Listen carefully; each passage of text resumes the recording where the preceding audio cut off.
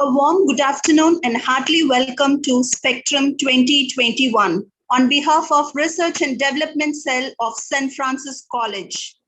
Dear participants, all are requested to adhere to the following guidelines to maintain decorum during the workshop and make it more productive. Participants are requested not to share your screen in between the presentation. Technical team will keep everyone on mute to avoid background noise.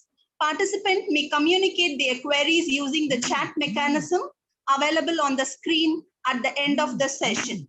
Please introduce yourself through the public chat space by giving your full name, institution name, and the country you represent. Kindly refrain using the chat room to socialize with others. Participants are requested to fill the feedback form after the session. E-certificate will be provided to only those who submit the feedback form. 70% of the attendance is mandatory. That is, attending minimum 4 sessions is needed to get e-certificate. E-certificate will be sent to the participants' registered mail ID within 10 to 15 days of the workshop. Thank you.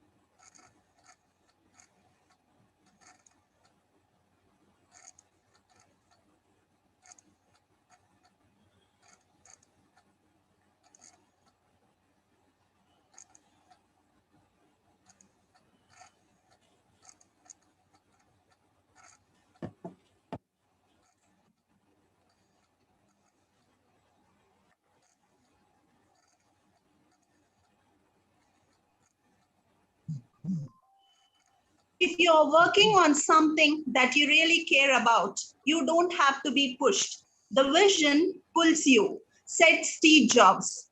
Our vision for continuous learning and better education has pulled us all together today.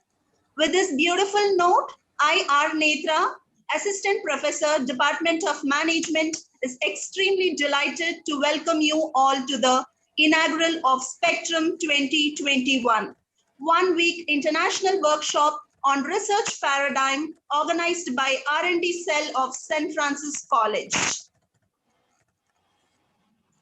Research is an organized method of trying to find out what you are going to do after you cannot do what you are doing now. This might sound a little confusing, but not the research. To prove this, we have a team of well-expertised people from industry and academics who will be helping us to have a better understanding about the research and improve our research skill through this one-week international workshop. Prayer is aligning ourselves with the purpose of God. Today, we all have gathered here with a purpose. So let's begin the workshop with the blessings of Almighty. I request the technical team to play the college prayer.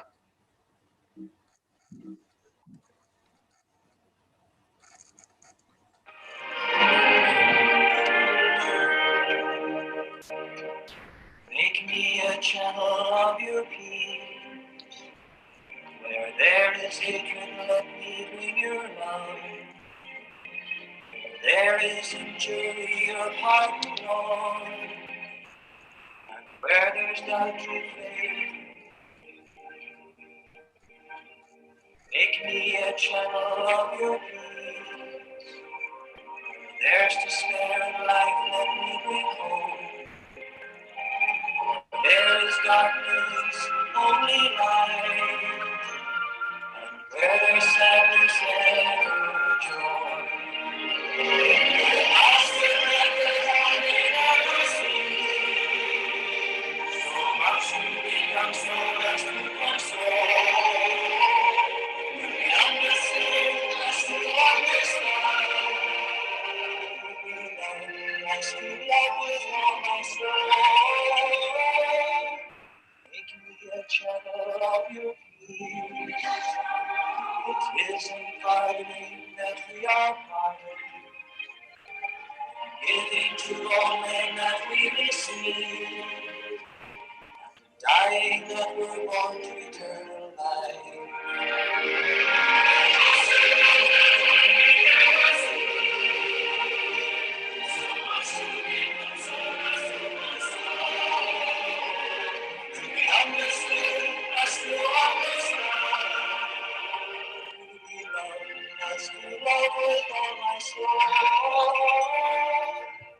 Make me a channel of your peace. It is in pardoning that we are pardoned, giving to all men that we receive, dying that we're born to eternal life. Make me a channel of your peace. Make me a channel of your peace.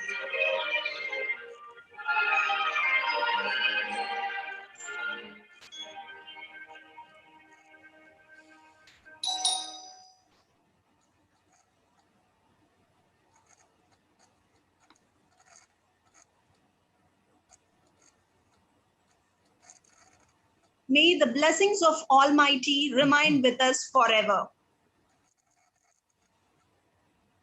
Higher we are placed, more humble we should walk.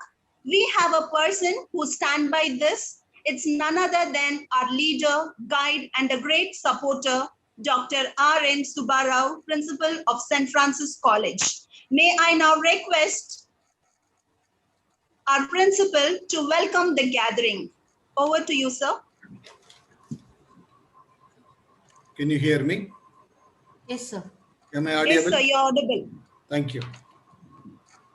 Good afternoon, everyone. Good afternoon, sir. The resource person of the very first session, Dr. Muthu Raman, Director, St. Francis College, Brother Anthony, Deputy Director, Brother Peter, participants from India and outside India, faculty from St. Francis College, Koramangala, ladies and gentlemen. No matter what career field you are in or how high up you are, there is always more to learn. The same applies to personal life. No matter how many years of experience you have or how diverse your social circle could be, there are things which are not known. Research unlocks the unknowns. In some areas, research is essential part of success. Research expands the knowledge base. And all of you know that it gives the latest information. It builds credibility and induces new ideas. Research helps in solving problems and enables to meet people.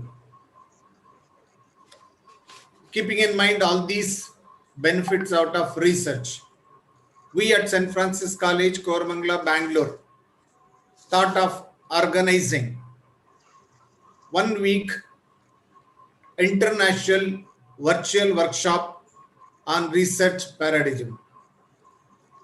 We have been working on this program for the past a month. The day has come to deliver and enable the participants to know more about the procedure and process that are involved in research. On behalf of the management of St. Francis College, I wholeheartedly welcome the resource person of the today's very first session, Dr. Muthu Raman, who is Head of Biostatistics and Multimedia Single Processing Unit, Department of Neurology, Janice Gutenberg University, Mainz, Germany, on behalf of the management of the St. Francis College, on my own behalf and on behalf of the participants, I wholeheartedly welcome you, sir. I take this opportunity to welcome the Director of St. Francis College, Brother Anthony, and Deputy Director Peter to this workshop. I also extend my hearty welcome to the participants from India and outside India. As per the registration that has happened, lot of participants are participating, and I have gone through the list. There are participants from various parts of the globe. We have participants from Bangladesh, Saudi Arabia, Australia, Iraq, Sri Lanka, Pakistan, Oman, Mexico, UAE, and even other parts of the globe. I am sure this 1 week workshop will enable us to understand the various processes that are involved in the research. It could be selection of a topic, or it could be the tools that are required to carry on the research analysis, and it could be anything related to the research. I am sure and confident this 1 week international virtual workshop will solve your all problems. I am confident that you will take many more things from this workshop. Once again, welcome each one of you. Thank you very much. Thank you, sir. Thank you for the beautiful welcome. St. Francis College is owned and managed by the Franciscan Missionary Brothers under the governing body of Society of Seva Sadan. It is nurtured by the principle of moral uprightness, social responsibility, and pursuit of excellence. The college is secular in outlook, and hence students of all caste, creed, and community will find a safe and encouraging space to spread their wing and reach their goal. The college pursues not only academic excellence, but also provides the holistic development to its students through different committees such as sports, culture, research, and social responsibility. The institution supports more than 25 different committees and clubs to enhance the students' skill in all the aspects. Rooted in Catholic and Franciscan tradition of faith and reason, St. Francis College engages a diverse community in learning, leadership, service, and respect for all creation. The core values are reverence for the unique dignity of each person, foster justice and peace, respect creation, encourage the truthful, prayerful community of learning. It is my privilege to introduce our management, who is always there to support the development of students and the faculties. Brother Anthony Weiland, Director of St. Francis College. Brother Peter, Deputy Director. Dr. R.N. Subbarao, Principal. Now, may I request the technical team to play the college video.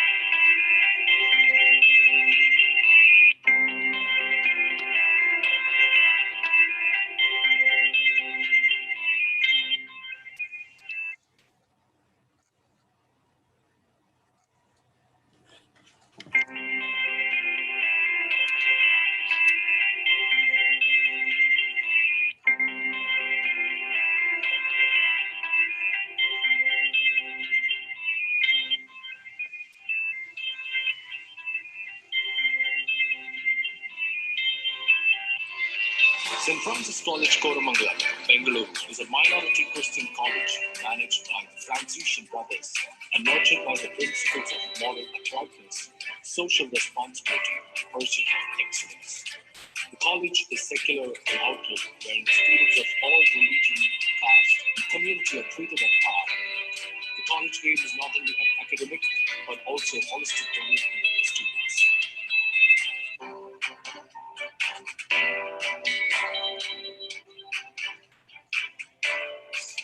We started with 435 students from various streams of BA Journalism, Economics, and Professional English, BCom Regular, BCom Accounting and Finance, BCom Honors, BCom Professional with CA, BBA with Aviation Management, BCA Computer Application, BSc Mathematics, Statistics and Economics, BSc Psychology, Journalism and Computer Science, and BSc Interior Design and Decoration. We have an open quadrangle auditorium with digital background and surround system with a capacity of 800 seating. We have 6 floors connected with 4 lifts on both the sides. The ground floor is the administrative office and the reception. From the 1st to 5th floor, we have 100 classrooms which is equipped with LCD projectors, speakers, and the classrooms are Wi-Fi enabled. The classrooms are well furnished with good lighting and ventilation. Our library is equipped with 6,445 books, 20 journals, 11 newspapers, and other necessary reading materials to enhance learning. The computer lab with 140 systems with high configuration. We also have canteen on the ground floor, stationery, gym, sports equipment, music room, and also water dispensaries on each floor.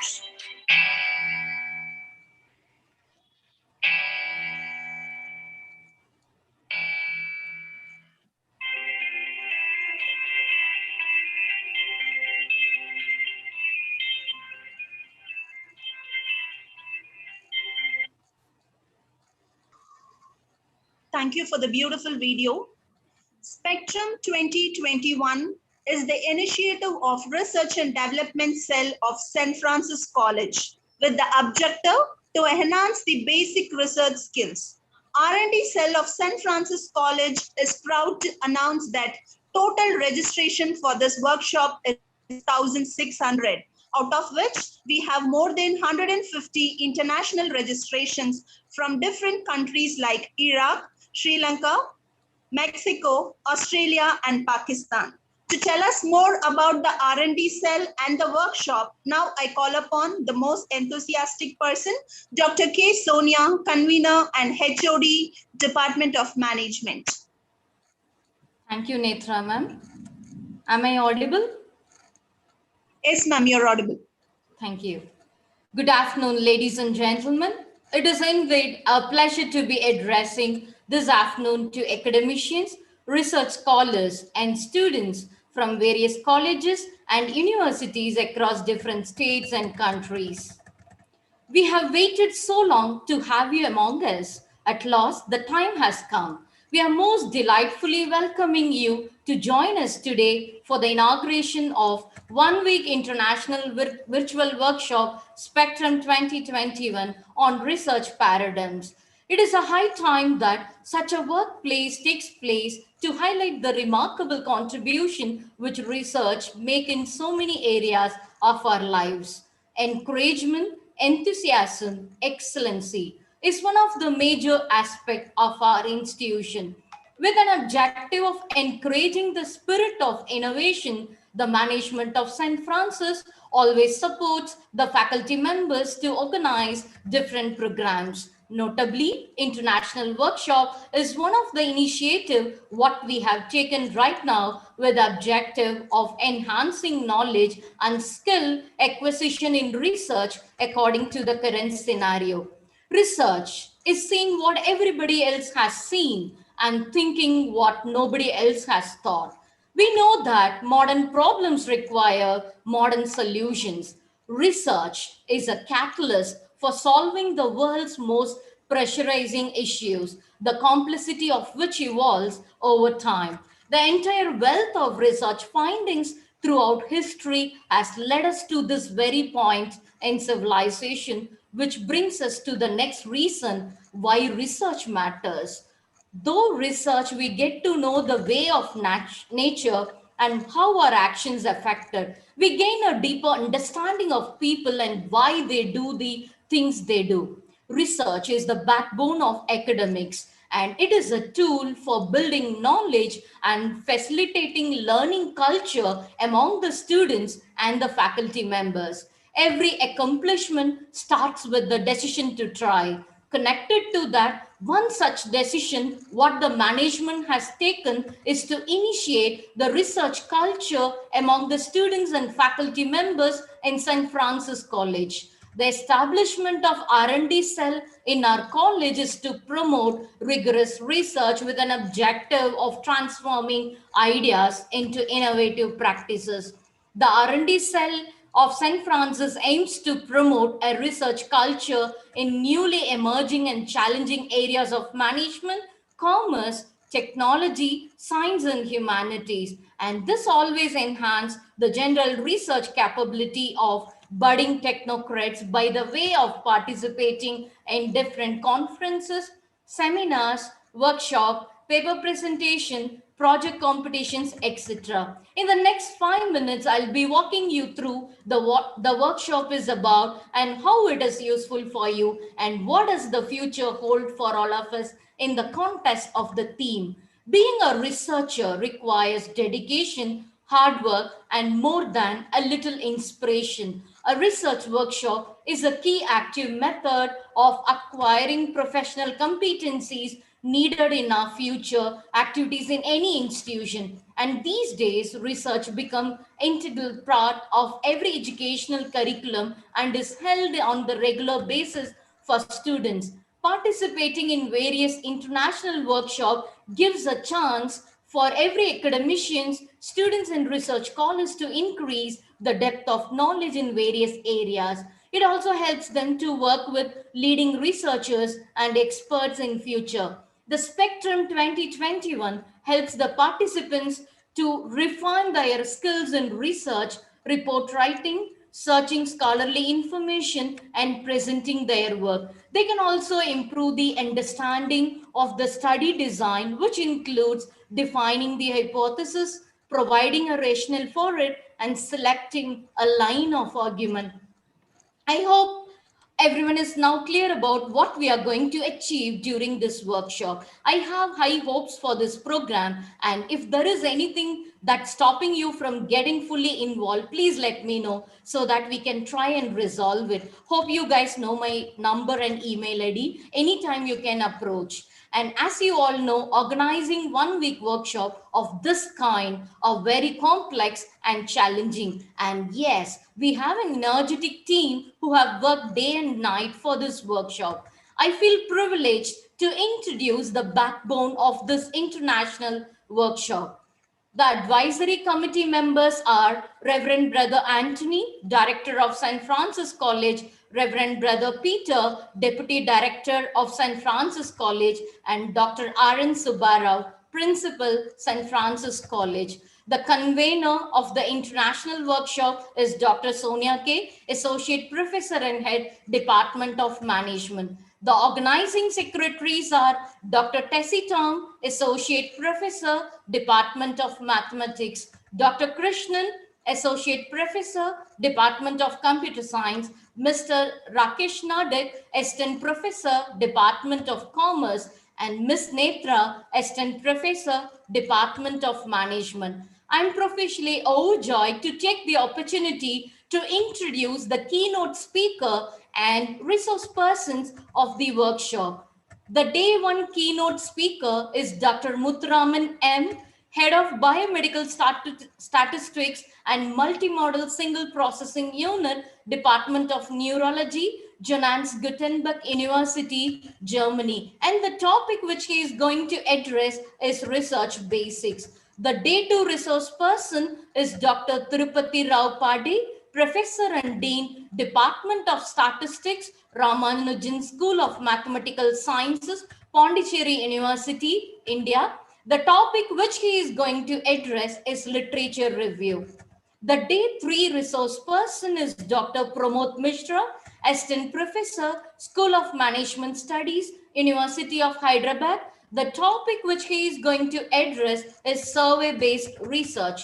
The day 4 resource person is Dr. Nachamai M, AI Specialist, Research and Technology, Siemens Healthcare Private Limited, Bangalore. The topic which she is going to address is literature survey tools, hands-on. The day 5 resource person is Dr. Santosh Kumar, Associate Professor, Cochin University of Science and Technology, Kerala. The topic which he is going to address is statistical tools and hands-on. The day 6 resource person is Dr. K.A. Venkatesh, Adjunct Professor, IITB India, Professor of Math and Computer Science, Myanmar Institute of Information Technology, Myanmar. The topic which he is going to address is empirical research tools and publication aspects. I wish to extend my deep appreciation to all our resource persons who have accepted our invitation. The resource persons who are on board are a brilliant addition to the Spectrum 2021, our international workshop. I would like to conclude my speech by encouraging the delegates to participate with an increasing number in all the session and the discussions through the digital platform for the next 6 days.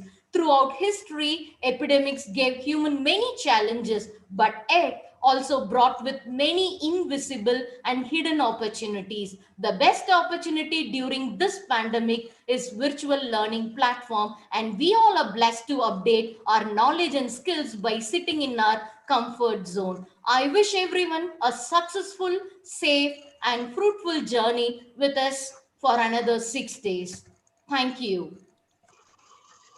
Thank you, ma'am. Thank you for the brief introduction. A leader is like a shepherd. He stays behind the flocks, letting them go out ahead, not realizing that all along they are being directed from behind. We have one such inspiring leader who supports us in all our initiative. It's my honor to welcome our director, Brother Anthony Violil, to address the gathering. Over to you, sir. Good afternoon to all of you. Resource person of the day, Dr. M. Muthuraman, Deputy Director, Reverend Brother Peter, Principal, Dr. Subbarao, Dean of Studies, Ms. Annie John, dear participants from universities and colleges across the world, HODs of the various departments, faculty members, dear educators and well-wishers. Spectrum 2021 proudly presents this virtual workshop on research paradigms. It is a pursuit of St. Francis College to achieve its desired goal in the field of education and in educating a strong, well-read society of tomorrow. Connecting desired educators and research scholars across the world, Research and Development Cell of St. Francis College is trying to knit together a strong connecting culture in the field of education.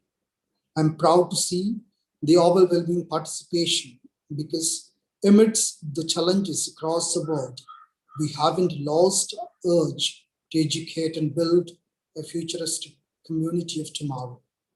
A researcher knows the problem, and a systematic research touches the heart of it. Come out with solutions, opening a wide horizon to new knowledge and more learning. It never ends learning. It takes us on board with the gentleness of breeze, with the love of nature, and the strong current of the tide. Dear participants, only one question is to be asked to ourselves right at the beginning of every learning that we attempt on platforms like this. As St. Francis College is all set to open wide reservoir of knowledge a short while from now. How do we respond to it? Remember, one who is desire more, take home much today. Wish you all the best, all the participants. Good luck to my team of Research and Development Cell of St. Francis College. We are blessed with the presence of Dr. M. Muthuraman, Thank you for your humility shown to share your knowledge with us, with the world. Stay safe, all of you. Stay tuned with St. Francis. God bless all of us. Thank you. Thank you, sir. Thank you for your valuable words. Now, I request Dr. Krishnan, Associate Professor, Department of Computer Application, to give an overview about today's session. Good morning, good afternoon all. Research is the main pillar of the academic as well as industry. Today, our keynote speaker, Professor Dr. Muthuraman, Professor and Head, Biomedical Statistics and Multimodal Signal Processing Unit, Department of Neurology, Johannes Gutenberg University, Germany, is going to address research paradigms, how to carry out the research, current research trends, literature survey, and methodology. Thank you, sir, for accepting our invitation, and we are eagerly waiting for your guidance related to research. Thank you. Thank you, sir.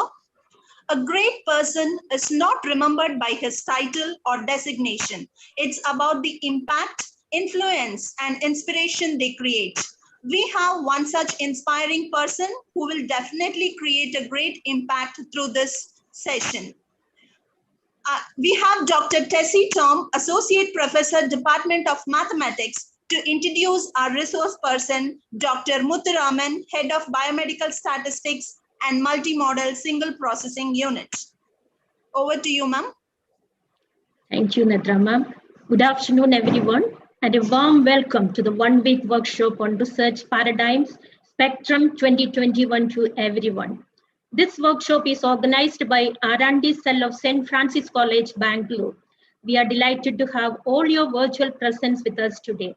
To set the right tone for this workshop, we have Dr. Muthuraman with us today, and we are so privileged to have him as the keynote speaker for today's session. Professor Muthuraman has numerous accomplishments. I list quite a few of them here.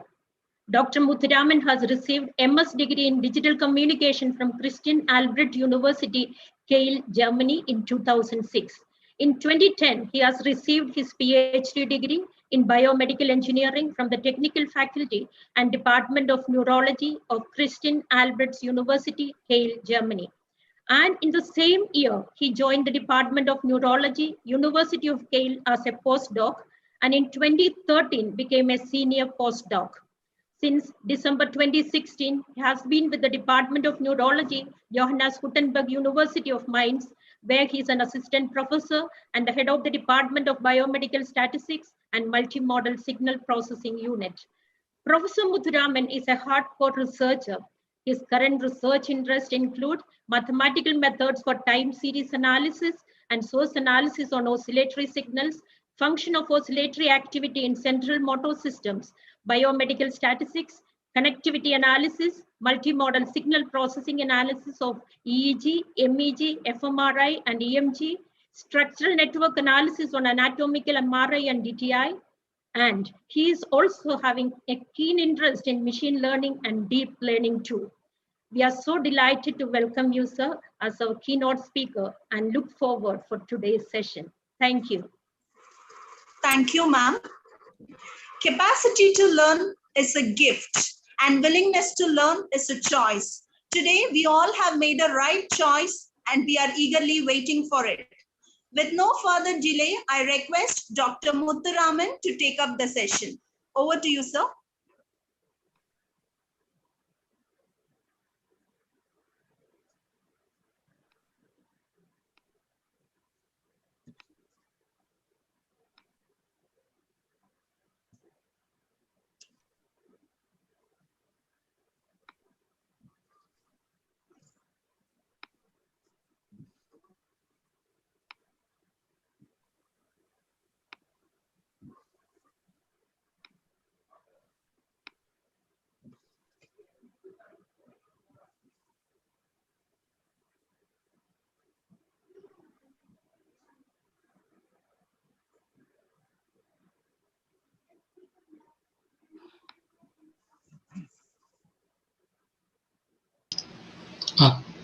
Okay. Yeah, now it works, right? Yes, sir. Okay, thank you. So earlier I couldn't unmute, sorry for the delay.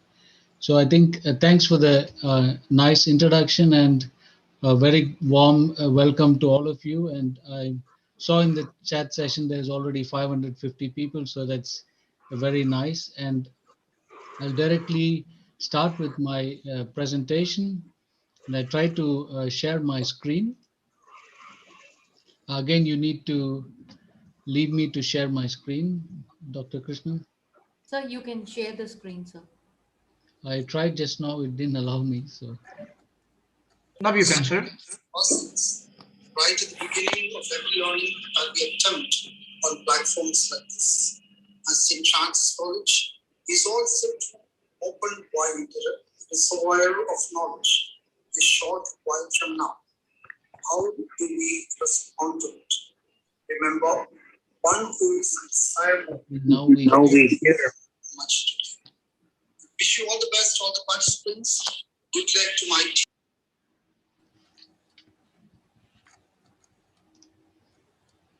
Sir, you can share your screen, sir. Muthuraman, sir. Can you try now? Now I think you can see my screen, right? Yeah. Okay. Also now the full screen? Yes.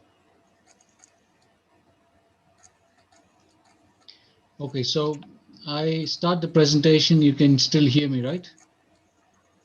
Yes, sir. Yes, sir. Okay. So the topic which I would concentrate today on research basics, and I will start with some analysis which you can usually do for understanding what kind of research you want to perform. And then I will go on with some applications and finally give you an overview what type of research questions you can do and then how this can be followed in a later stage. So first I start with something called meta-analysis. This is an extremely good way to understand what kind of research you want to pursue. So this analysis is listed here, the whole pipeline we call it. So what we do is that we can divide that into four stages. The first stage is like the identification. The second stage is screening. The third stage is eligibility, and the fourth is the included studies. So based on this meta-analysis, you can then say, okay, whether we want to follow this research question or it is already done, we need to think about another question. So for the identification, what the initial steps are, you need to search the database for records identifying the number of subjects which have been used in that particular research article. That's why everywhere it states N. And then you can also look for other resources. In the medical field, there is one resource called the PubMed, which we generally use. And there you can look for specific terms. An example would be Parkinson disease, which is movement disorder disease. And if you put this term in this database, then you'll find all the papers which having this name in it.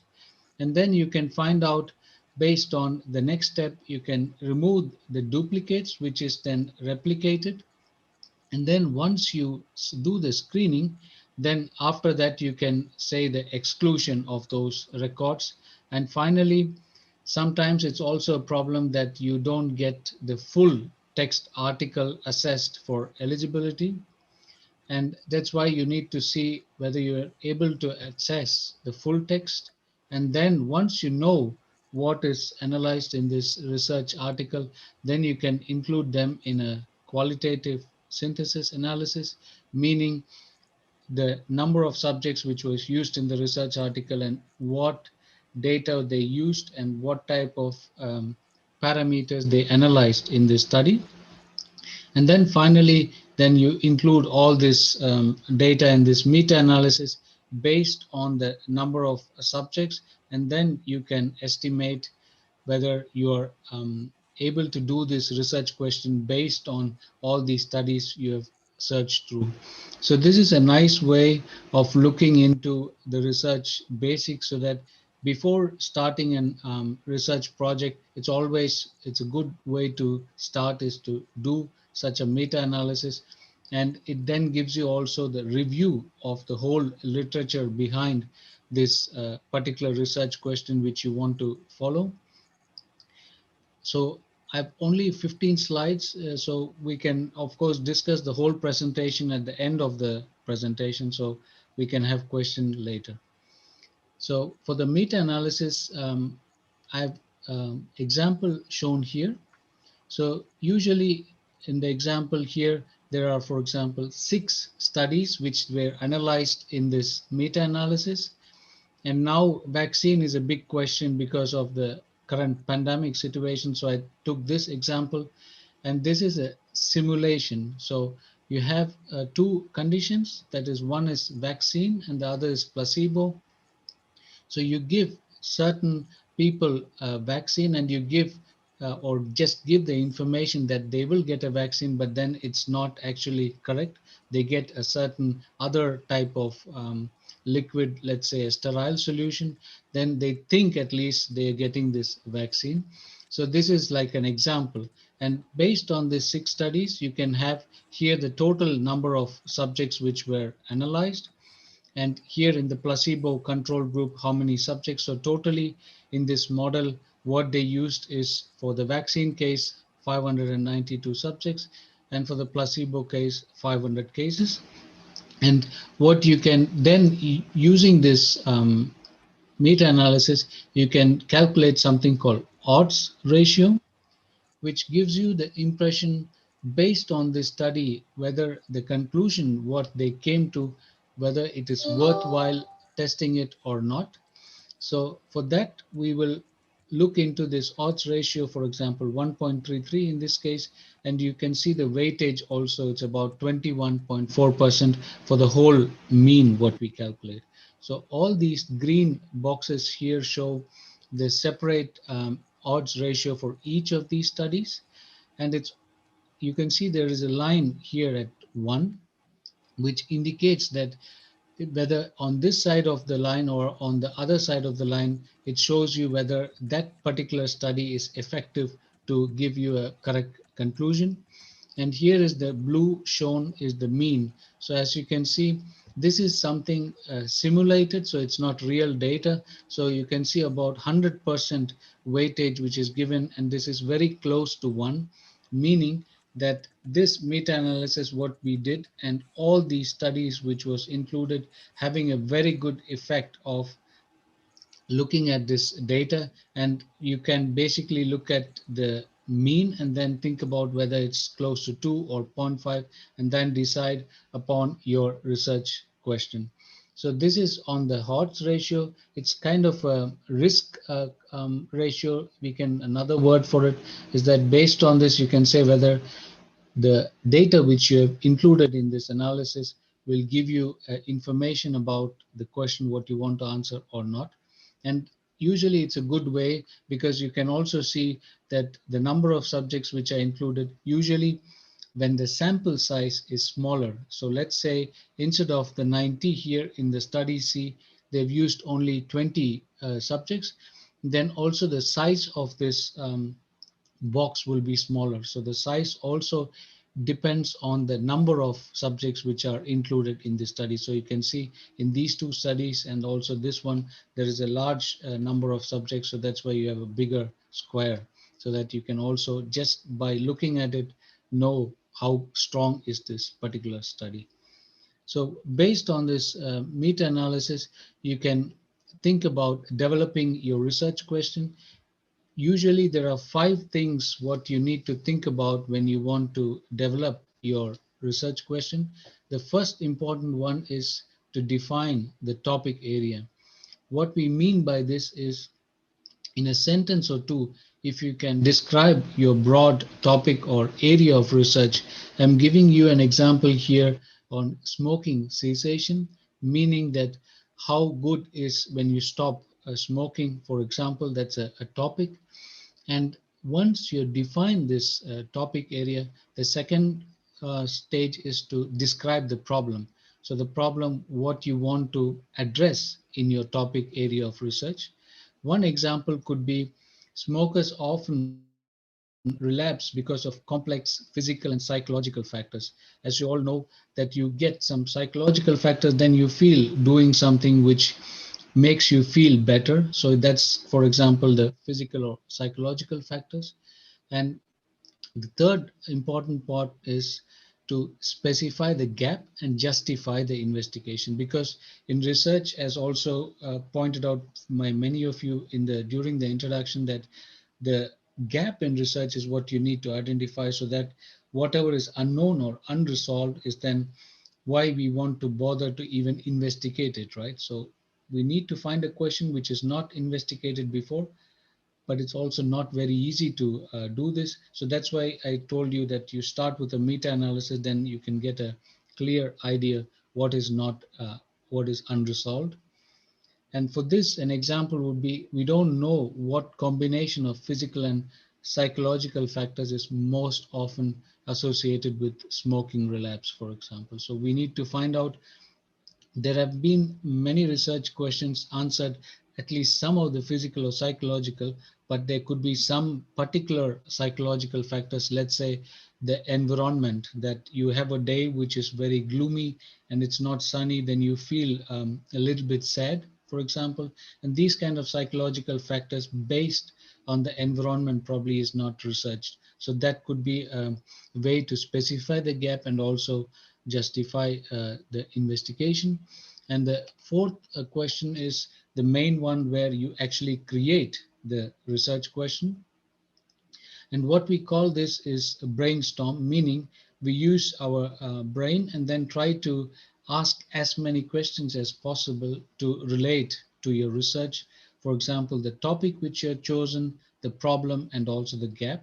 And these are many different questions what you start asking yourself: what, why, when, where, or who, and how in general, so that it will not result just in a simple answer of yes or no. So like I said, in the environmental case, that you have a sunny day or a cloudy day, you can talk about this in two different terms, that one is a sunny day and another is a cloudy day, and then look at the influence of those psychological factors, and not just simply whether you take a question and then it can be answered by yes or no. The second part of creating the research question is to draft a primary question. So you see a main question emerging. So that's the main part you want to answer with your research. If you don't find this, then you can also do some additional reading or thinking, or talk to mainly your supervisor, instructor, who are people who have more experience, and then they could give you more information what is not being studied so far in this particular topic. So how do the physiological and psychological effects of smoking make it difficult for young adults to quit smoking, for example? So these are things which probably has not been researched before, and this can be formed as a question, as a primary aim. And always in the research, it's always good to have security. So you have a primary aim, but still you can also have a secondary research questions. So that's why the primary aim, as I said, could be looking at young adults, and the secondary questions could be an example. Before we can answer the question of how physiological and psychological effects makes it difficult to quit smoking, we needed to identify what the key effects are. So meaning that if we know what are the key effects, whether it's a cloudy day or a sunny day, or it can be other things, whether you have a big fight, let's say in a family situation, those things also affects your psychological brain level. So this could be then also having key effects on how you decide later. So those things need to be formulated. That's why it's extremely important to develop your research question before you start analyzing or trying to do any type of research. So based on this, now I talked about the meta-analysis and developing your research question. We can then move on to a classical clinical trial design, which people most of the times do. This is that they always take the whole population, let's say, just pointed out in different colors, and they have, as you know, genetically and biologically, they have a lot of heterogeneity in the people. So you cannot define kind of clinical trial. Clinical trial means that you have a certain drug or certain tablet or any kind of drug which you want to test. And usually the problem what they do is that they call this one size fits all treatment, meaning that they just have one particular drug and then they want to test in different type of people who are in terms of race. As and pointed out in the introduction, there are different people from different countries in this workshop, so that you need to think about the different race and also the genetic background. So for example, in a certain particular group, you would have a really nice effect of this drug, what you want to use. But in certain type of people, you might have no effect. And in some type of people, you might have even an adverse effect, meaning they might have even complications.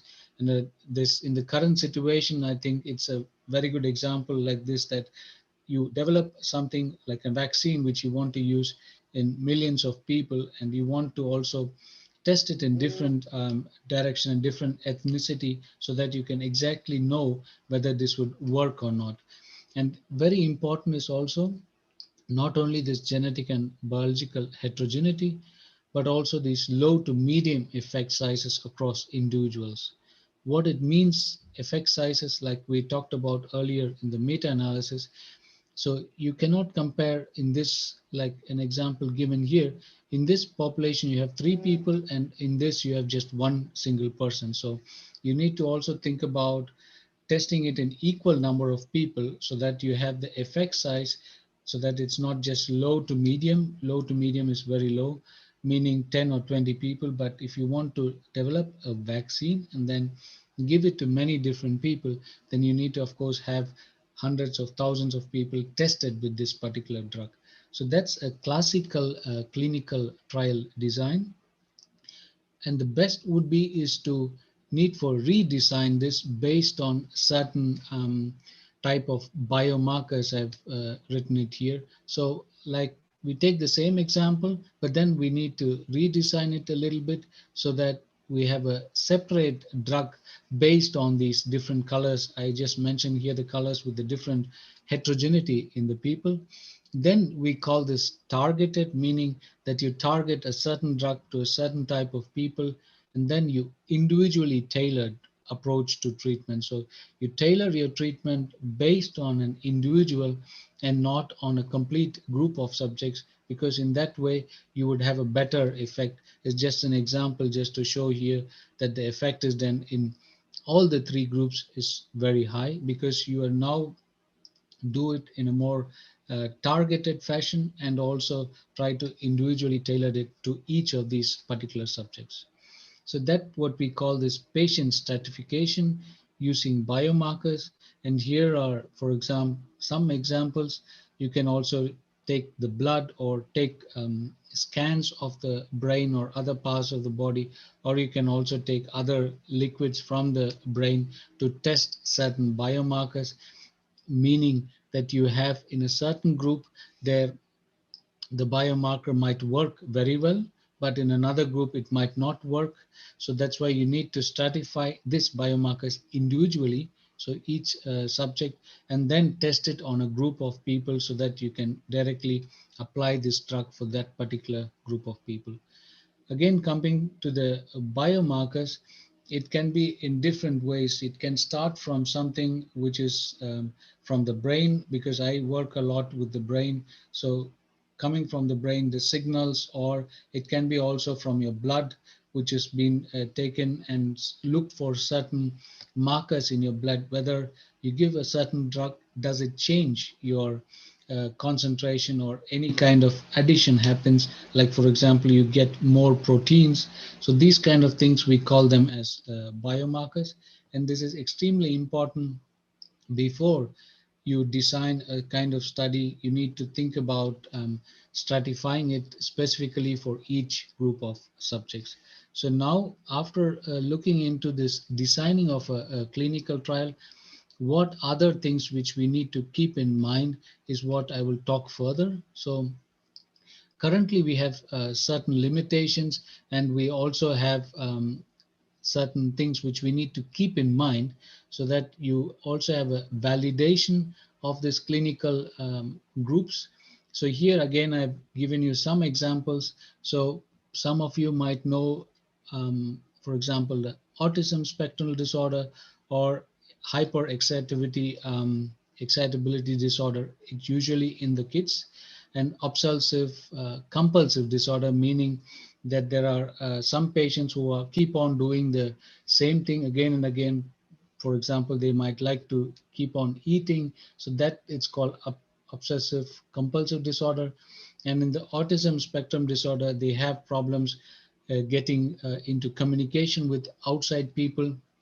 And the hyperexcitability also, it's mainly in the kids, and also nowadays in adolescents also happens that they are excited for certain things which normally people think. Let's say if you want to watch a cartoon for a kid, and some of the kids are very excited when they want to watch the TV. And for example, in the case of ADHD, then they would be hyper excited, meaning they might jump around, they might jump around the couch or the bed, so that they are overexcited while these actions happening. So that's why it is important to do this validation, that not only in a single group of subjects, but also in many different diseases. And the specificity here means, the clinical specificity means, again, coming back, that you should have for each individual this particular validation. Here you can see I've colored it in two different colors, meaning these two people, they might have common problems, and then you have a common disorder. And for them, you need to have a specific way of treating those patients compared to just treating them alone. So that's what I mean by specificity. And the large phenotypic heterogeneity, like we spoke before, is phenotypes means that these are several types of diseases, and these are very much there in the group of people what we have. So there are no person who have very similar characteristics to another person. Could be most of them are similar, but exactly 100%, even in the twins who are born with the same egg, it would be still certain heterogeneity would be there in their behavior. So this is what I mean by large phenotypic heterogeneity. So now we have all these limitations. How do we tackle these limitations? Is I give you some examples for each of these points, currently or future developments. So currently we are also looking into different type of classification. So multi-class classification means that you have these three groups. You give a number, let's say 1, 2, and 3. Simple classification would be, you say, okay, 3 is OCD, 1 is ADHD, but also you have this person here who have together things which are symptoms which are similar. So then you need to think about this multi-class, so that you have many different classes for the classification on not just 1 or 0, or not just two classes. Two classes, I mean just not ADHD and ASD, but much more diversity. And then you can also look into this by using normative modeling, meaning you look in the diseased patient, but then you can compare to the healthy subjects and see what is changed in their brain, for example, and see to the, that's why we call it normative, meaning normal people, and we compare them to the normal people and see, okay, these things are changed in the brain for certain diseases, and we can use this for our modeling. And also an important thing is to predict the clinical outcomes, because it might be too late if you already know the diagnosis and then you try to treat them. It's most of the cases, it's like this now, but it would early diagnosis, so that you can have the best possible way to look into the early diagnosis. So for each of these points, I'll give you one example. So the multi-class classification is, I give you an example of MRI-based predictive things. So in this case, what we are trying to say is that if we have the magnetic resonance images of the subjects, so those are scans which are done on your brain, and here you have the human, we call this human phenotypes, meaning we can also do this with animal data. So that's why we call them human. And then we call this neuroimaging because you're imaging the brain. And then the main idea is based on these images of the brain, what you get from a particular subject, you can then develop your biomarkers.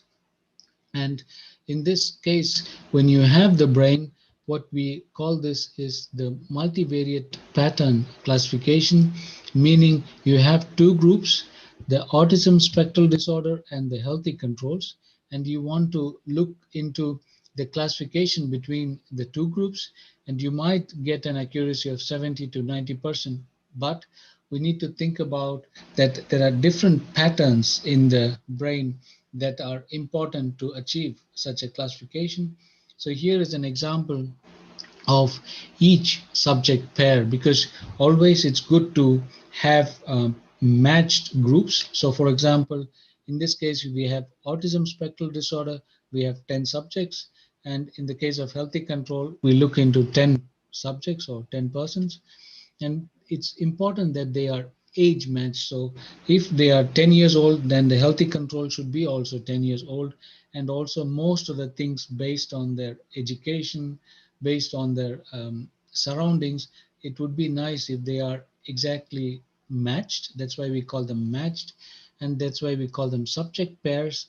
And when we project this data into a simple 2D or two-dimensional plot, then you can see here the controls are the small diamonds, and in the dots are the autism spectral disorder.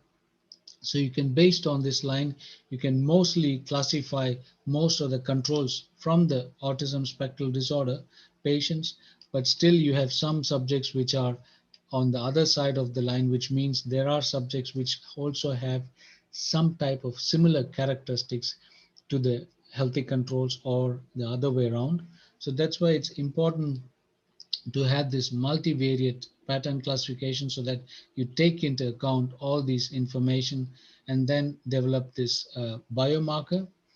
And for the next step, if we think about normative modeling, so what it means, normative modeling, is that you look into the healthy subjects as we saw before, and then we try to compare what is in the patient's brain, how does it differ to the healthy subjects, and then we can try to give some conclusions.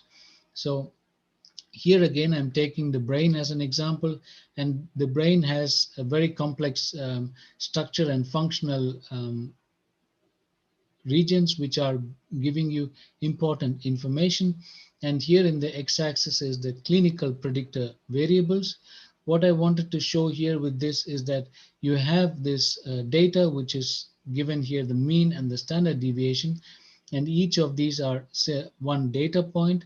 And what we are interested is the error what we are having here in the normative model, because these are healthy subjects. This is the error or the standard deviation. And above this is then basically the uncertainty of this particular patient here or the healthy subject. So these two are, for example, patients. And what we do in the first step is we try to just measure the deviation or the variance between the data what we have from the healthy subjects to the data what we have from the patients. And this is a colored brain, and those orange and red colors, meaning those regions of the brain are highly active. And for example, the green color here is not so active brain region. And we call them normative probability maps, meaning that you develop this map based on a huge cohort of 10 to, let's say, 100 subjects, healthy subjects, and then you discuss the probability of how good this particular brain region is active. And we call this normative probability maps. And once we have this, then we go into the next step, looking into subject level abnormality index, which is then giving you two predictors. So the blue ones are the controls and the red ones are the cases, in this case, the patients.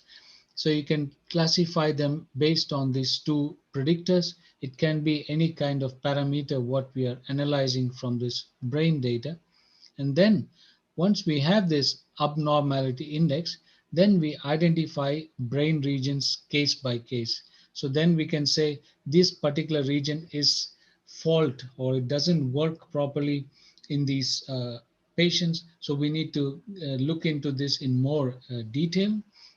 And we do this by statistical thresholding, meaning that we also need to think about correcting your data. So if you look at, let's say, 100 subjects, then you need to also correct your statistical threshold.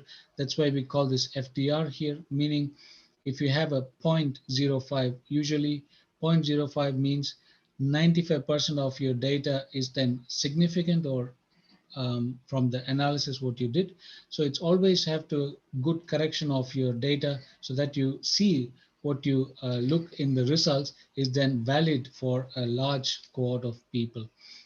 And all this what we are doing here currently is then to give you an example is to find out an individual fingerprint. So this is what we call this individual fingerprint, meaning for each patient, which particular region is affected. And then we will have a fingerprint as a example. And then we can use this to develop our model to look for all the other subjects which we are analyzing in our data. So this is for the normative modeling as an example. And then the last example is if you want to always have a good prediction for clinical data, we always try to do it translational, meaning that we look into human phenotypes and also look into animal models. As you already know, most of the things we cannot directly test on the humans, because if you want to look into a certain tissue in the brain, you cannot cut open the brain and then try to look into the humans. So that's why we translate this type of human research. What we are doing here is to translate that to animal models and then look into cellular assays, meaning that you look into each of the cells of these animal models in a particular brain region so that you can look at the cellular change when you give a certain drug or any kind of drug development. You can look into very typical changes in each cell or each particular single neuron in the brain, which is not possible directly in the humans. That's why we do this humans on neuroimaging, identify the particular markers, and then we can do targeted pharmaceutical therapies or even clinical trials, and then bring it to the animal models. And then finally, hopefully, we will then have a drug development and screening, which is then both transferable between the human subjects and also the animal models. And of course, what we also need to say is the human brain is not very close to a mice brain, but the mice is the most used animal model because it's easy to handle and it's easy to analyze them. But of course, depending on the research question, what we want to answer, it's good to look into, at least in the literature, whether this has been already done in animal models. And finally, so to say that we, from the bench, we take it to the bedside, meaning that we do all this research in a lab or in a certain university, but then you want to take it to the patient itself. That's why we call this from bench to bedside, so that you can implement this in an hospital or in a real-time environment. So giving all these examples, I'll give you two more examples on actually analyzing data in the sense for signal analysis. I took this data set because probably most of you know if you have sleep apnea. So those are patients who have problems sleeping. And in those patients, they come to the lab and they get such a type of recording. They record several different signals from their top, from the brain, which is the electroencephalography, or from the eye movements, and also their airflow, the muscle signal, and also a microphone in the neck, so that you can hear their breathing currently, and also the heart rate, for example, the ECG, and also 2 bells to know the respiration in these patients. And once you have all these signals, the one important question what we always tackle is we want to know based on the patient severity. So in this case, I take an index which is called respiratory index, which is greater than 15. The orange color means these patients are really sick. The green ones are those which are close to healthy. And we want to know how in each sleep stage, for example, there are 5 different sleep stages. And the rapid eye movement is when you go to sleep, and starting from N2 and you sleep, the N3 is then the deepest part of your sleep. And then finally, another sleep stage is when you wake up. So that's the wake. So you can see in some stages, I'm not going into detail about the parameter here, but in some stages there are in brain, the signals which are communicating with each other, and then you have a correlation between them. And this is what I'm trying to show here, that in some sleep stages, you have a healthy subject having higher correlation. And in some stages, you have, for example, in the wake stage, you have the patients who are having a higher correlation. What does this mean is, once we know this, then we can do the sleep stage classification. And here I show an example of the classification accuracy is for each of these sleep stages, and for these different validations what we do. So whenever you use an algorithm, you want to know whether this algorithm is good enough for each single case. So that's what we show here, 10 different bars that's plotted together.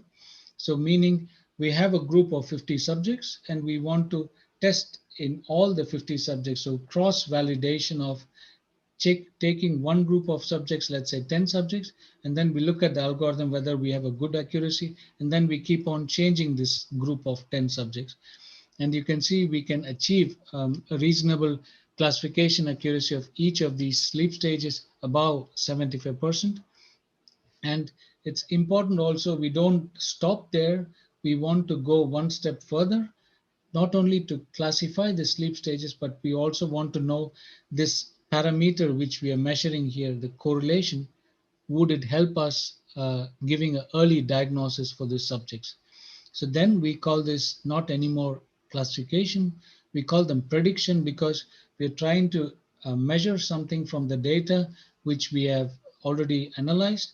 And then we want to predict, in this case, we predicted the clinical variable, the respiratory index. And you can see in some of the sleep stages, you get a very good prediction accuracy. In some, you're very close to 50%, which is more a chance in the data what you're looking at. So not to stop only on classification, but in order to get it to the clinical, we need to do this prediction type of analysis, so that you can then say, okay, the parameter which you have analyzed is good enough to predict each single patient for their clinical score.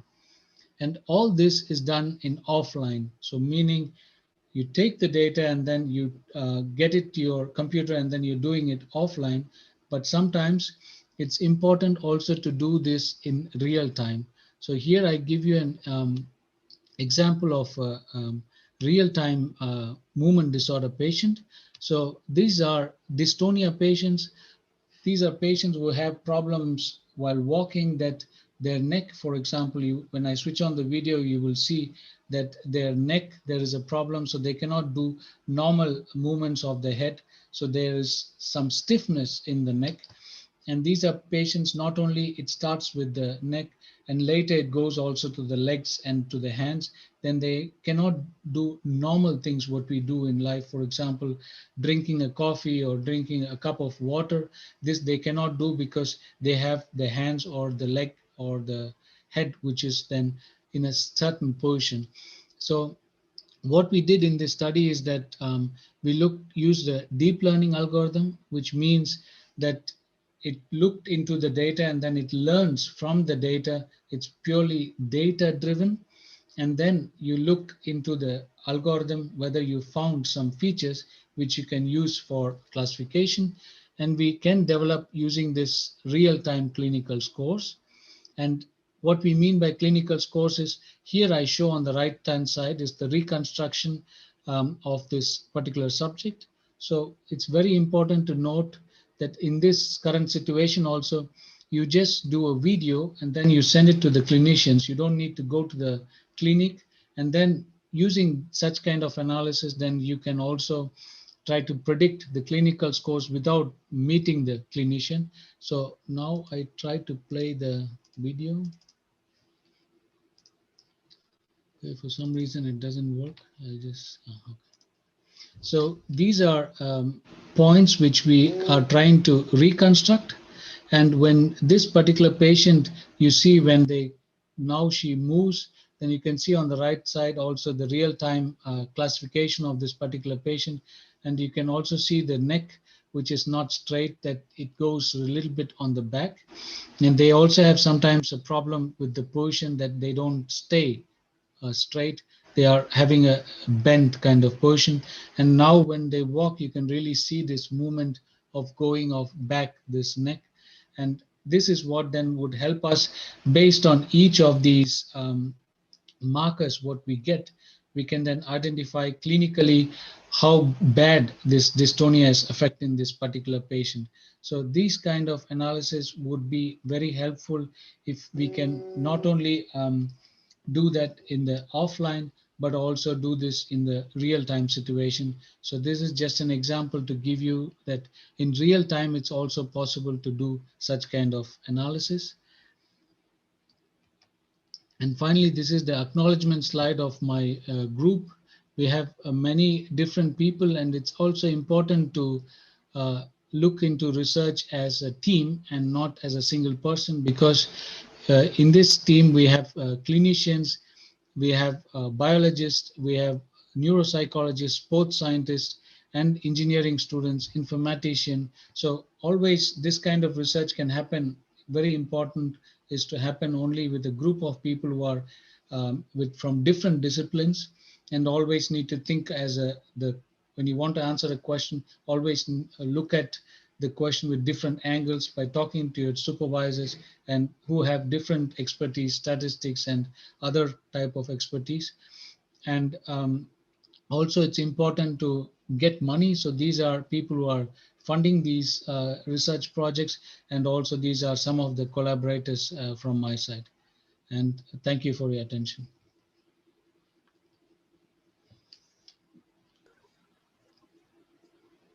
So we take the questions on the chat, right? Or yes, sir, it will be taken on the chat.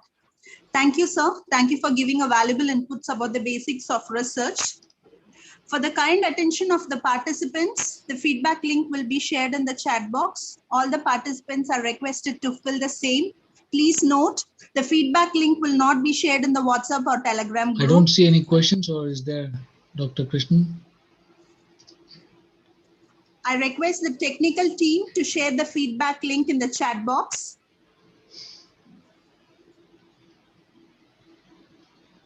Meanwhile, participant, if you have any queries or doubts, kindly post the same in the chat box. Dr. Muthuraman will be answering it for us. Please note, due to time constraint, only few questions will be asked.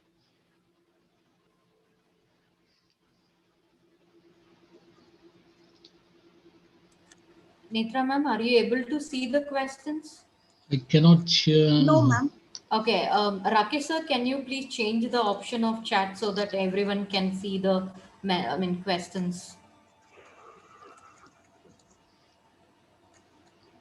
Sorry, I had some problem with the audio. So your audio is fine. We are able to hear you.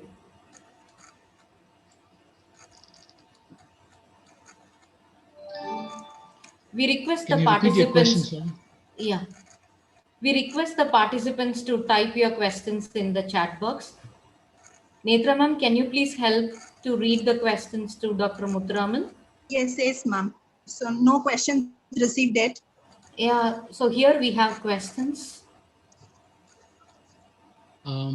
one person is asking about what is the difference between Covishield and Covaxin. I'm not an expert in vaccine, but I just used that as an example in my talk. What I can talk about is the vaccines which we have in Europe, which is mainly on BioNTech or um, AstraZeneca, for example. These are mRNA vaccines, and this is something which is helpful for your vaccination, because what you need is antibodies in your body, so that which would then help you looking into the basically when you get this virus. But I'm not an expert, of course, on this.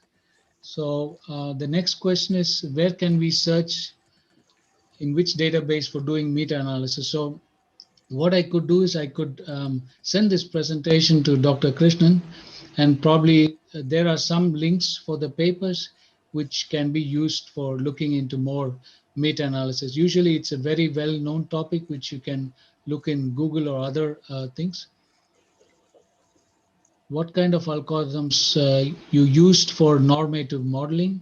Yes, so for normative modeling is that we look mainly in the brain. So we look at brain network changes, and then we use modeling, in this case, something called state space modeling, which means what is the state is the brain in, and which spatial location is also we have the change. So this is one type of modeling what we're using, state space modeling, to look how good the connections in the brain are. Another question, how many research papers should be reviewed before deciding a good topic of research? Yeah, that's what I try to, it's an important question. That's what I try to point out with the meta-analysis. In some topics, you might get a large amount of research already going on, but in some cases, might be you don't have so much. So it's depending on the research topic. I would say if you can look into up to 5 to 10 papers, depending on the research topic, I think it would be a very good idea to think about the topic what you want to address. And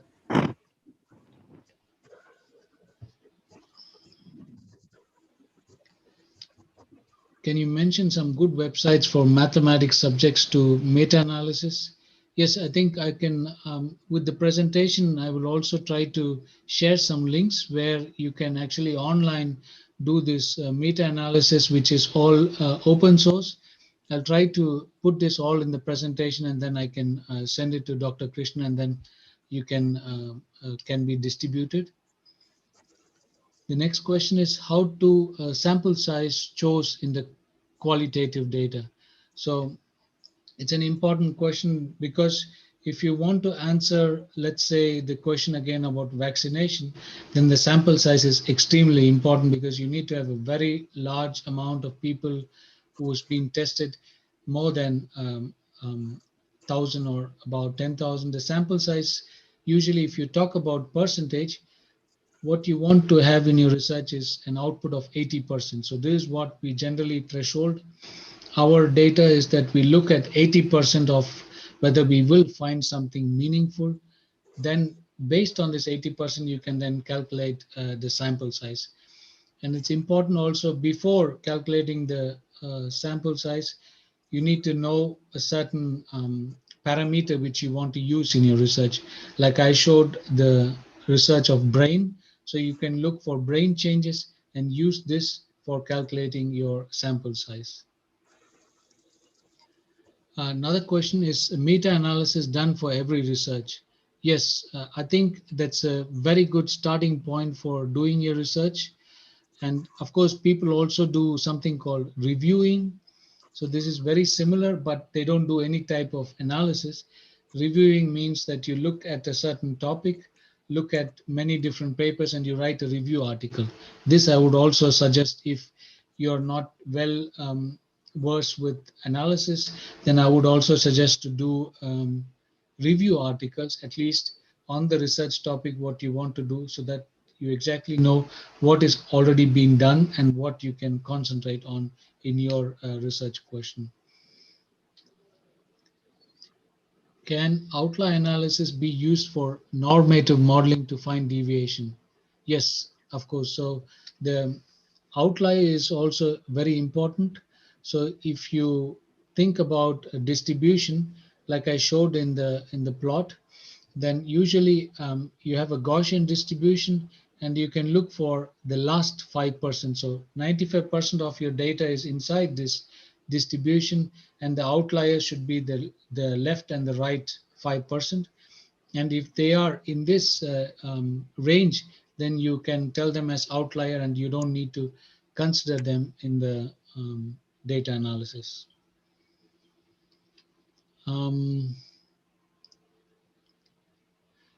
Can you explain how predicting the clinical outcomes help with early diagnosis, that is the onset of the disease? Extremely important question. So what we're trying to do now is at least the example what I showed in the sleep patients, we are trying to predict the clinical outcomes. Let's say we have a parameter which is looking into several sleep stages. And then once a new patient comes in, then you can use this data which you record from the brain and then try to analyze and see whether you are able to have a clear, correct score for this particular patient. If you identify this, then I would say we could also think about bedside, meaning you can develop an app or a phone app, for example, so that the people or the patients can test directly by themselves and see if they have a doubt. They don't need to go to the clinic, but they can already think about testing it and looking at the results and say, okay, there is an early diagnosis. Instead of going through all this, then it's already too late for them when they get the disease. A person was asking what it means, the numerical number less than 15 or higher than 15. So this is done for the sleep patients. And this is an American standardized score, this respiratory index, what I showed. And usually this respiratory index less than 15 means, usually 5 to 15 means you're very close to healthy subjects, meaning you're sleeping properly, you don't snore, you don't have any problems while breathing. But above 15, you have these sleep disorders, meaning that you can have problems in breathing while you're sleeping. And as you know, if you have problems and it closes, then you might also have suffocate and you don't get any breathe. You cannot breathe properly, then you have a problem while sleeping. And this is extremely dangerous when you're sleeping and you don't even recognize this, that you have this problem that could then lead to very severe causes. So that's why I meant this 15 and greater than 15 is just a clinical score.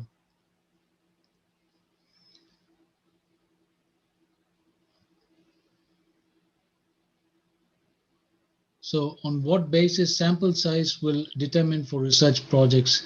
As I said, I think depending on the research question, what you want to answer, it depends on the amount of data you want to gather, because some data it's very expensive. So you cannot gather a lot, so that you need to think about, you want to do that in how many subjects. In some data, for example, if you have an EEG, which is recorded on the top of the brain, it is the system itself is expensive, but doing this recording is not expensive. But when you think about looking into blood, then which is not in a way very expensive, but doing the analysis with the blood in order to have more detailed information could be expensive. So based on this, on the research questions, you can then decide whether you have a certain sample size, you can answer the research question. And like I said, the 80% is a benchmark for any kind of research studies you want to do.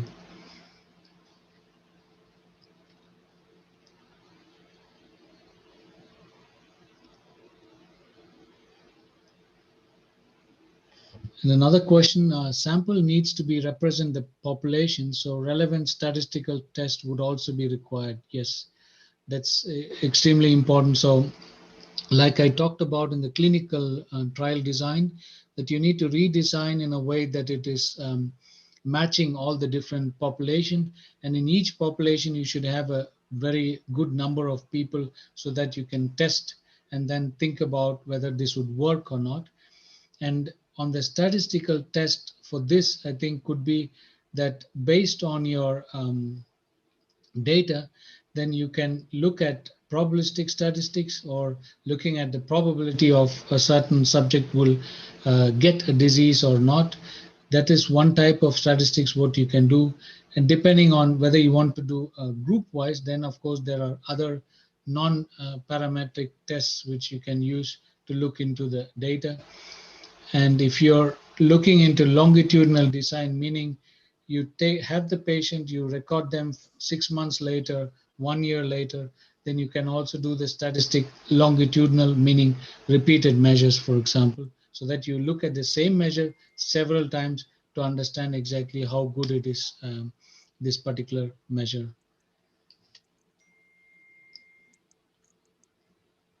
Okay, this is from Professor Tessie Tom, that the question, function in the human connectome, task fMRI and individual differences in behavior, what kind of research tools we have to adapt. I think this functional connectome is a very useful database, and it's, as you know, it's available online. And what we are doing currently with that database is that once we have patients' data, then we look into this. That's why I call this normative modeling. So we look into the patient data, we do similar type of analysis, this connectome, and look into different regions, how good they're connected. And then we take this data and then compare this to the human connectome of this 1,000 subjects, MRI, fMRI. It's also important to note that most of them also have resting state. We call this resting state because in that particular data set, they don't do anything.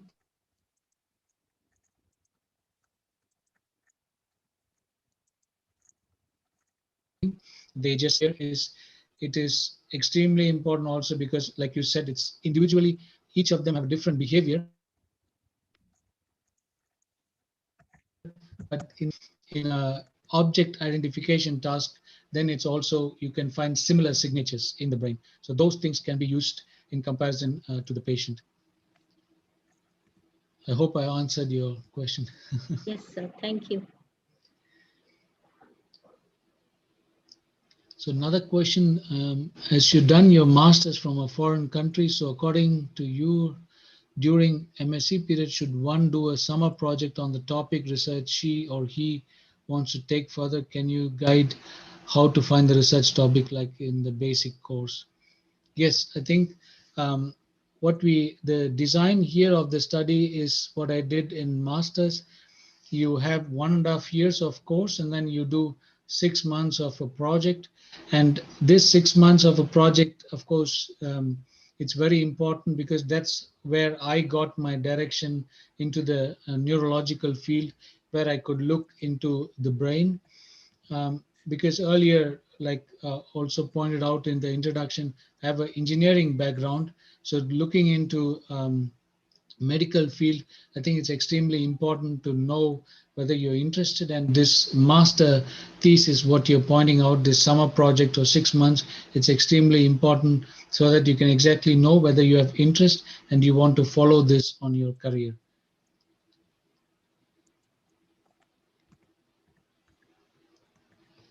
Which prediction models works best for medical data? I presume you use regression models. Yes. Regression models are one of the most used models, which can give you the direction also, whether you have a positive correlation or a negative correlation. But like in one of the examples, what I showed, that not only the regression, but also prediction is also important. So in that case, we need to, of course, look into other algorithms like machine learning, so that you can also predict the clinical scores instead of just looking into a simple regression coefficient, which then gives you how good the two data is correlated in a positive or negative, but it doesn't give you the information whether we can use this data or parameter which we're using, for example, the sleep data set, you can then look into prediction. So prediction is also a very good way to look into the data. So I would not stop at linear regression, but also go further with the prediction of support vector machines or machine learning algorithms, which are well known these days.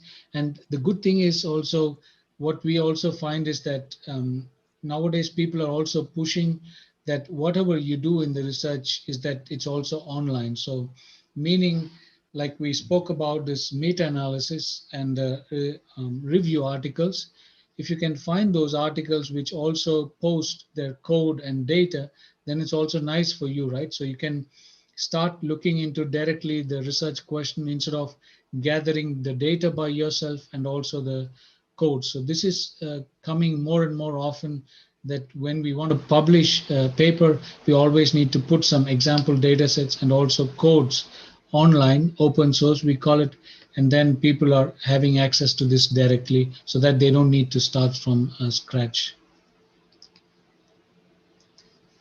How to develop flow diagrams for different types of research. If this question is pointing out to the meta-analysis, then as I showed that there are several steps what you need to take these flow diagrams, meaning that you have always need to achieve a good result in the first step and then further going on with the other steps, because it's not good to always jump, because then you might miss some important information what you want to know from the first primary question, for example, and then you go to the secondary questions. Then, yeah, support vector machine, like a person asked, is it best suited? Yes, it's a very good algorithm, but it's also mostly used for classification, meaning that you don't, like I talked about, not this multi-class classification, but just using a group of healthy people and a patient group. And for this classification, it's a very good type of algorithm, which is easy to use and is also open source. And that's why I think those kind of algorithms I would really prefer that people can use easily than other like deep learning algorithms. I think you need to know the structure or the network behind it before you jump in and start analyzing data. I think we can stop it here due to the time constraint. One more question: how meta-analysis is useful in nanotechnology, particularly in chemistry? I'm not an expert in chemistry or nanotechnology, but I think the meta-analysis is generally a type of analysis which can be used in any research field. So you can find literature in this particular field, let's say nanotechnology, and then you can look in each of these steps whether this particular research article, what you're trying to analyze, would it be able to get the result what you're expecting. So it doesn't depend on any particular topic. It can be done for many different topics. That's why I showed this meta-analysis. Sarah, now neural networks are used more. Tell about that. Yeah, so neural networks actually, to be frank, it's been for almost 50, 60 years now. People have suddenly got the hype about this neural networks now, but it has been many years already there. And I think this is a hype there is because of this artificial intelligence, meaning the backbone of all these algorithms are neural networks. And it's extremely important to know that all these neural networks, even if you develop a certain neural networks, let's say you have it in Google for image classification, and this neural network can be used for other images, like for example, the brain images also, but you need to still adjust the weights based on your data, what you're using. So neural networks is very worthwhile, but of course, in order to use this, I think you need to have some knowledge to go into it and then try to look into for your particular data set. I think this will be even more for the days coming because it's very fancy, let's say, and it's also giving you extremely good results. So that's why I think it is important to look into neural networks. Yes, CNN best for images. Yes, convolutional neural networks are best for images. And probably these questions you can also ask to Professor Nachamai, who is also an expert in artificial intelligence. We generally use neural networks to classify the patient group to the healthy group, and purely based on data driven. But of course, for data driven, I mean, you need to have many different data sets and many amount of data, so hundreds and thousands of data sets, which is usually not easy to get. But like Professor Tessie Tom pointed out, that one good data set is this functional connectome, where you have thousands of subjects. And the same way you also have many different open source. I would also look for, if you want to apply, you can neural networks to look at these open source databases so that you can easily apply those algorithms. Sorry for the interruption. A request to Dr. Muthuraman. Sir, can we stop the session here? Q&A Sure. session. Thank you, and sorry for the interruption. Thank you all for your queries, and special thanks to our resource person for answering all the queries. Sometimes, yes, sir. Sometimes the smallest thing turns up to the most room in your heart. Thank you is one such blessings.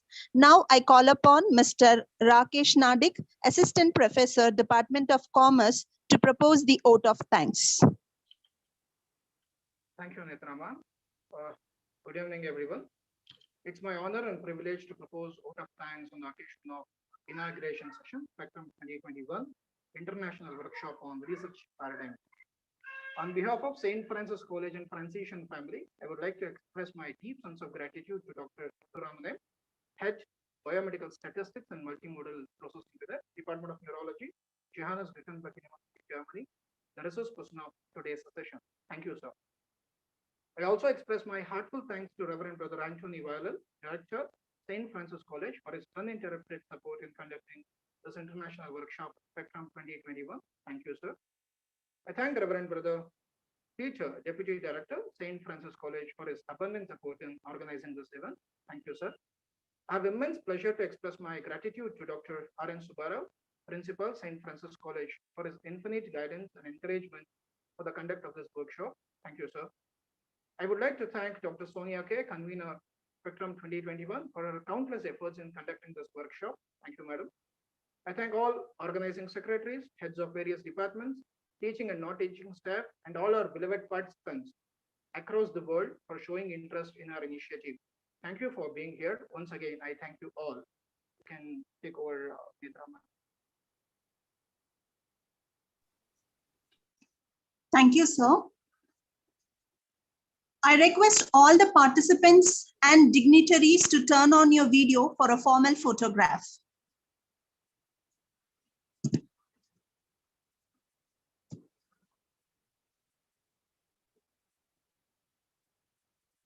I repeat, I request all the participants and dignitaries to turn on your video for a formal photograph.